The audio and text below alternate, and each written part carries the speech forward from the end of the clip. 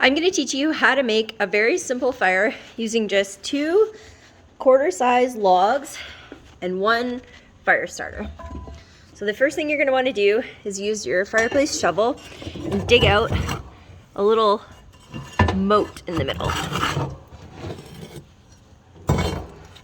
So you want to leave ash in your fireplace. This is probably more than I should have in here.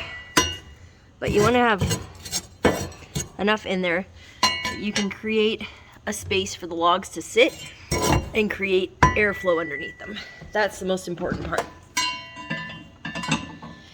You want 2 quarter-size cuts that are similar in size. You're going to place one in the back,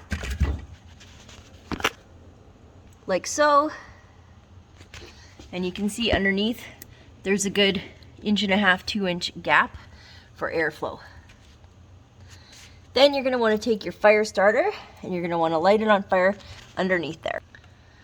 Once your fire starter is underneath the first log, kind of in the middle, you want to take your second log and you want to place it so that it's facing this way as well. And you want to leave about another 1.5 inch gap in between the 2 logs. Make sure they're close enough together that the fire will come up and touch both of them, but far enough away that the flames can come through them and you can see them coming out the top. So you'll know that they're far enough apart if you can actually see the flames starting to come up through the center there. At this point, you're going to make sure that your baffles are open, pulled out all the way into the left, and you're going to shut the door.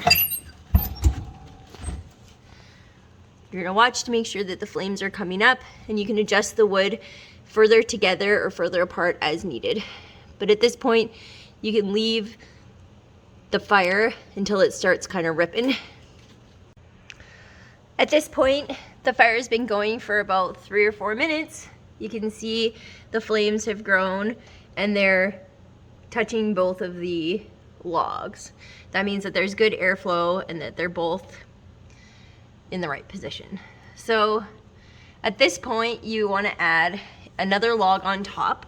You want to make sure that it's a smaller log, and you want to make sure that it doesn't block that little chimney effect in the middle and reduce the airflow. So position is really important. So you can see that the log on top is quite a small piece. It's certainly not kindling by any means, but it's about half the size or a little bit more of the quarter pieces that you put in there. Mostly for me, it was because one of mine was pretty big and I couldn't fit any other ones in. That's not super important though. As long as it's not blocking the airflow, you can see that the flames are still going up, but now they're touching that. That'll get your fire going, and that's really all you need. Once the top one burns down and you start to get some embers, you can just start throwing logs on as you normally would. And that's how you start a fire without any kindling or anything. You'll want to leave the baffles open until you have a really good bed of embers in the bottom. Usually this takes about an hour up to about 1.5 hours, depending on how hot you got your fire going. And there you have it. In just 10 minutes, you got yourself a nice ripping fire, and you can impress all your friends and pretend like you're a pro.